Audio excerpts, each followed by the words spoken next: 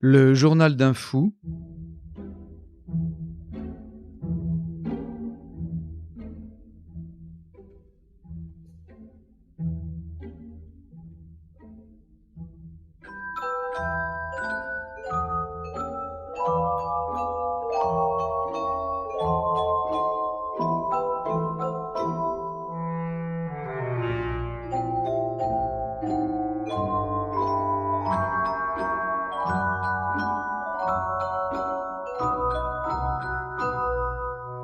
De Nicolas Gogol, une production de la Compagnie du Savoir, interprétation de Patrick Blandin, réalisation de Patrick Martinez-Bourna. 3 octobre. Aujourd'hui, il est arrivé un événement extraordinaire. Je me suis levé ce matin assez tard, et quand Mavra m'apporta mes bottes propres, je lui ai demandé « Quelle heure est-il » Elle m'a répondu qu'il était plus de 10 heures et je me suis mis à m'habiller. Il faut convenir que je n'avais pas la moindre envie d'aller au département, car je savais d'avance quelle désagréable figure me ferait mon chef de bureau. Il y a déjà longtemps qu'il me dit « Quel désordre as-tu donc dans la tête, mon frère ? Souvent, tu te jettes à droite et à gauche comme un homme asphyxié par la chaleur du poêle, tu embrouilles les papiers de façon que le diable lui-même ne s'y retrouverait plus, tu mets de petites lettres en tête des actes, tu oublies d'indiquer la date et le numéro. Maudite grue ! Je suis sûr qu'il me porte envie de ce que je me tiens dans le cabinet du directeur et de ce que je taille des plumes à son excellence. En un mot, je ne serais pas allé au département si je n'eusse eu l'espérance d'y voir le caissier et de lui arracher peut-être quelque avance sur mes appointements. Voilà encore une créature. N'ayez garde qu'il donne jamais à personne de l'argent un mois d'avance. Ah, mon Dieu! Plutôt arriverait le jour du jugement dernier. Priez-le. Implorez-le, soyez dans la plus grande détresse du monde, il ne vous lâchera pas un copec, le vieux diable. Et dans son logis, sa propre cuisinière lui donne des soufflets. C'est connu de toute l'Europe. Je ne comprends pas quel profit on trouve à servir au département. Il n'y a pas là la moindre ressource. Ah, par exemple, dans la direction du gouvernement, dans les chambres civiles ou dans celle de la couronne, c'est tout autre chose. Là, vous voyez, par exemple, quelqu'un qui se serre humblement dans un coin, il griffonne sous son nez, il porte un petit frac étriqué, il a un visage à cracher contre, et regardez pourtant de quelle maison de campagne il est locataire.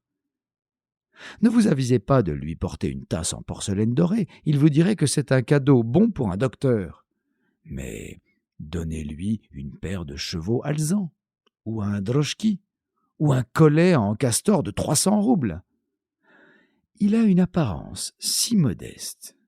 Il vous dit si délicatement « Auriez-vous la complaisance de me donner un petit canif pour me tailler une petite plume ?» Et en même temps, il vous taillera de façon à ne vous laisser qu'une chemise sur le corps. À la vérité, notre service est très noble. Tout est propre chez nous, plus que dans aucune autre direction du gouvernement. Nos tables sont de bois d'acajou et tous nos chefs disent « vous » à leurs employés. Oui, cela est vrai. Et n'était la noblesse du service, il y a longtemps déjà que j'aurais quitté mon département. Je mis un vieux manteau et pris mon parapluie, car il tombait une pluie battante. Il n'y avait personne dans la rue. Cependant, je rencontrais beaucoup de femmes qui se couvraient la tête avec le pan de leur jupe, quelques marchands russes sous des parapluies et des cochers de place. Quant aux nobles, on ne rencontrait que des employés qui marchaient l'oreille basse. J'en vis un dans un carrefour. Dès que je l'aperçus, je me dis à moi-même « Hé, mon petit pigeon, tu ne vas pas au département, mais tu cours après cette fille qui marche devant toi et tu lui regardes la jambe sous ses jupes qu'elle relève. » Quel gaillard qu'un employé. Parole d'honneur, il ne le cédera à aucun officier de l'armée. Qu'une femme passe devant lui en chapeau, il ne manquera pas de la pousser du coude. Tandis que je pensais à tout cela, je vis une voiture s'approcher d'un magasin devant lequel je passais.